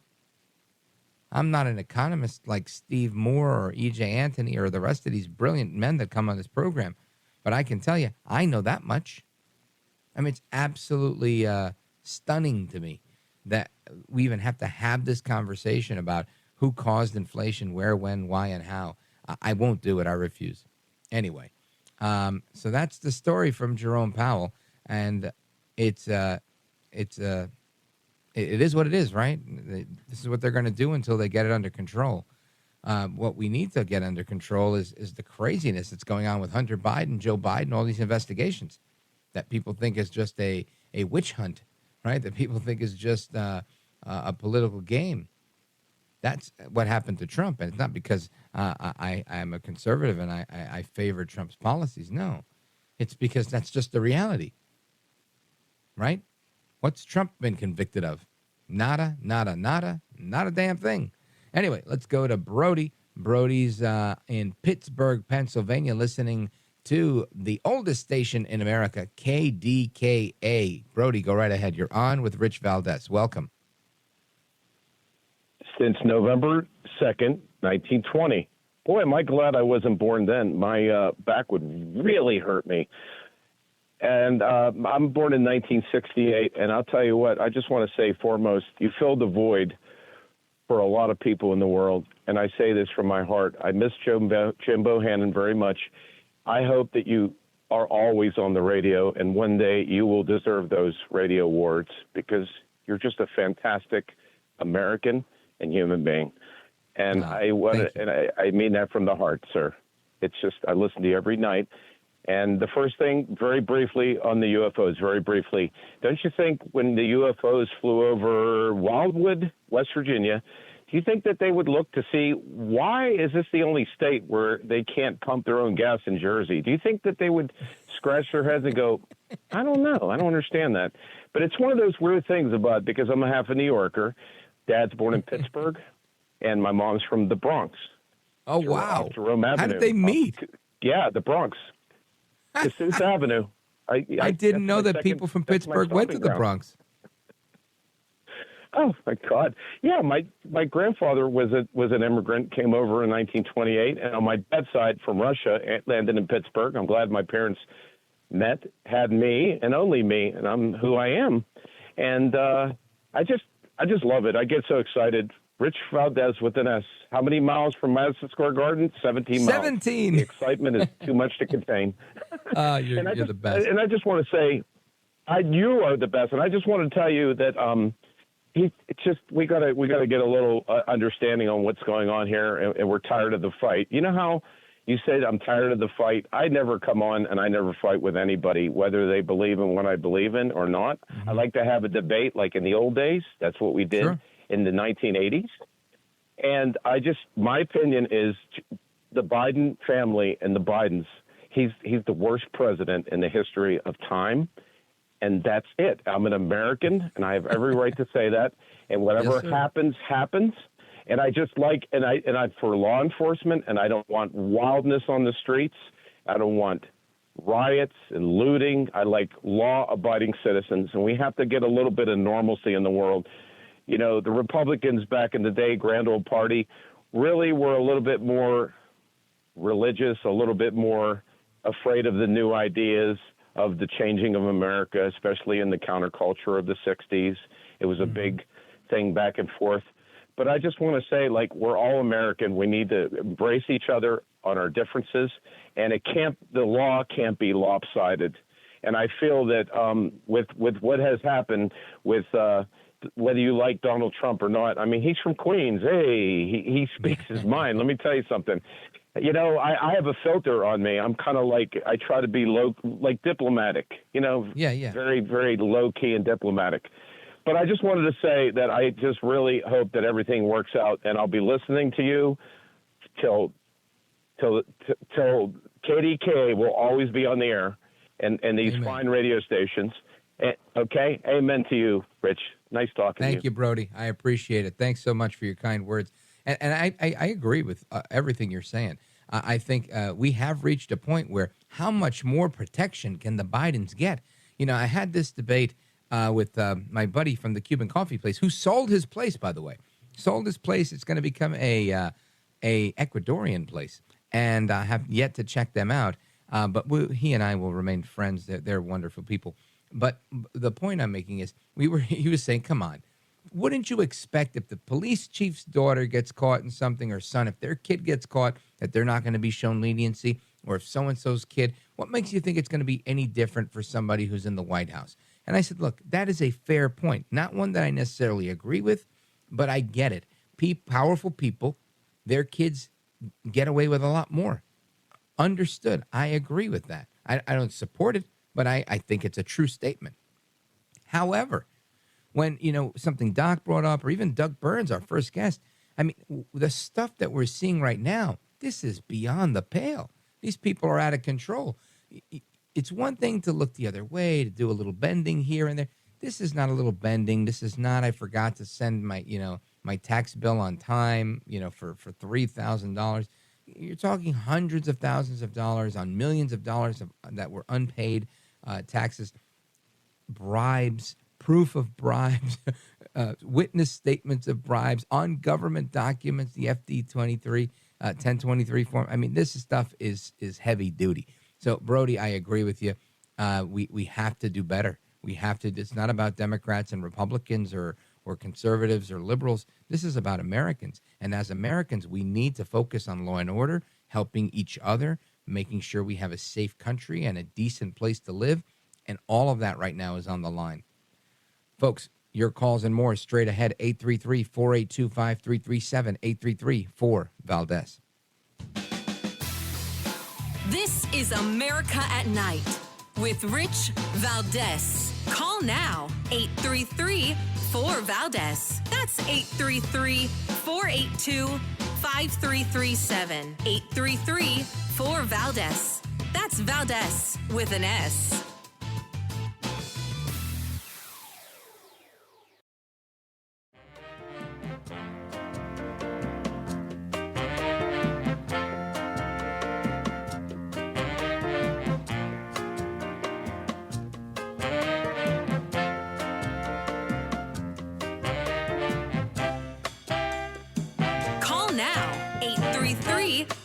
Valdez. That's 833-482-5337. 833-4Valdez. That's Valdez with an S. All right, if you haven't figured it out, that is Nothing Compares to You by Sinead O'Connor. Sinead O'Connor, the Irish singer who rose to fame with this song, passed away today at the age of 56 years old. O'Connor was also known for her controversy, including boycotting the Grammys, which I think a lot of people would support her on, and ripping up a photo of the Pope on Saturday Night Live. Now, for the record, for years, I've loved the Grammys. I've hosted some really good Grammys parties. I don't always agree with their performances and whatnot, but I like music and I love to celebrate music, hip-hop in particular. And I think yesterday I mentioned that I went to an impromptu hip-hop concert inside of the MLB store, the Major League Baseball store, because they brought back the Bronx bomber jacket that says Yankees or Brooklyn or whatever. And they unveiled those, and I got invited to that cool party, and it was a good time. But that was an ADD moment. Going back to Sinead O'Connor, my condolences to her family. It's a tragic loss, I think. You know, when you lose somebody so young, we don't know why we lost her. We just know that she was a heck of a singer, had a haircut similar to mine, and Godspeed to her, right? What else can we say? Now, keeping it on Hollywood and getting back to your calls momentarily, Kevin Spacey. Now, Kevin Spacey is one of my favorites, and a lot of people, he fell out of grace with a lot of people because he was charged with sexual assault. And people said, oh, my gosh, this guy's one of those guys. He's a weirdo, blah, blah, blah. Well, guess what? He was found not guilty on every single count and acquitted by a jury in London. So Kevin Spacey, innocent. And honestly, I'm happy for the guy. If he did it, then shame on him. But if he didn't, I'm glad he's off the hook, because that's one heck of a show that he had there, right? House of Cards? What a show. And I think that last season where he wasn't in it and it was just his TV wife, Claire, right? I think that was her name. It just wasn't the same. And she's a heck of an actress. But honestly, it just wasn't it. But yeah, the Oscar-winning actor Kevin Spacey, not guilty. Maybe I will bring this up with Lauren Conlon, our entertainment reporter, when she joins us. I think she's scheduled to join us tomorrow. So we'll throw these topics at her and get her reaction to those as well. But I just wanted to bring you some of that news because it happened today. And I want to get back to talking about everything under the sun with you all, my beloved listeners. Let us go to Kim. She's in Shields, Michigan. She's also listening online to the oldest station in America, KDKA. Kim, go right ahead. Yep, KDKA, and I love it online. It's so crisp and clear and stuff. What I'm calling about is Hunter Biden, and I think there's a real significant reason why he doesn't want to do prison time. The same reason I don't want to do prison time, right? Yeah, but he also has multiple addictions: crack, cocaine, pornography, sex, money laundering. And he says he's not addicted anymore. But, and another thing with this gun crime, in Michigan, if a gun is involved in a crime, it's a mandatory 2-year firearm sentence. That's above and beyond any other charges. And they were going to let him walk away. And the other thing is it's been said that he's money laundered for his family between 20 and 100 million. You were just saying that. But he was going to plead for not paying taxes on $2 million. And just one other thing. When that John Paul McIsaac, the computer store owner. We had him on the program. Yeah. When Hunter went in there to drop off his computer originally, he said, you know who I am. He said Biden, and John Paul McIsaac didn't say it out loud, but he said the Bidens are well known for not paying their bills, Oh, boy. And he did. And I don't remember that part, but it is funny.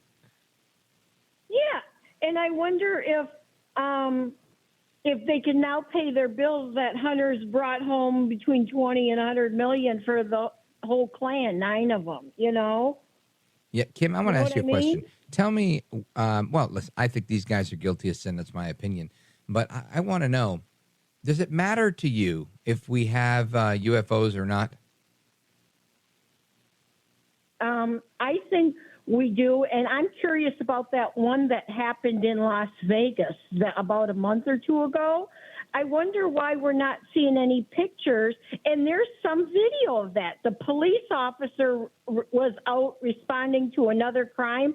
He We're going to have caught to the find bluish out. green, the bluish green craft as it like burned and came into the atmosphere and stuff, and the. You know what I mean? Those people were all adults, probably had cell phones. Why didn't they have any pictures? And did they? I don't turn know, them Kim. over I got to take a quick break right here. But fascinating topic. Everybody thinks we have them. I still don't know if anybody cares. I think I'm the only one that's like, I don't care. Leave that for the hours of 1 a.m. to 5 a.m., right? I end at 1 a.m. and I don't want to talk about UFOs. But I thought it was interesting today. Thank you, Kim. I appreciate your comments. We're going to continue straight ahead with your calls and more. 833-4-VALDEZ. This is America at Night with Rich Valdez.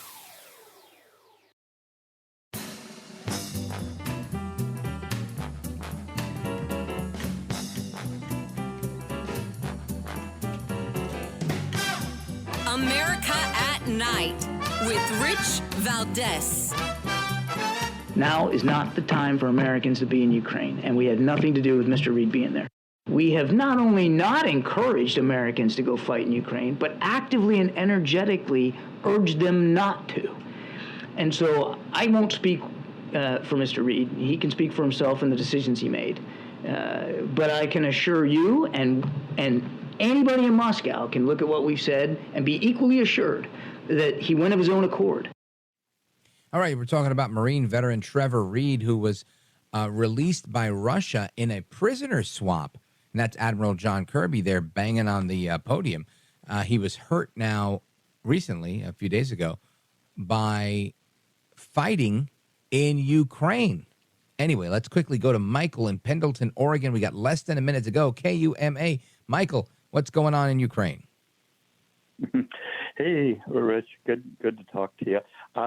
I got an article from the Washington Post on Ukraine. It said right now Ukraine is the country that has the most landmines.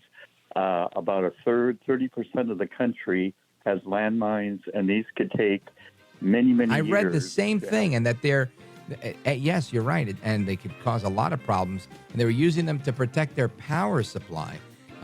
So we'll continue that conversation. Michael in Pendleton, Oregon, thank you for calling in, representing the West Coast. Hasta la próxima. Take care, good night, and God bless. I am Rich Valdez. We're doing it again tomorrow. Until then, keep it locked right here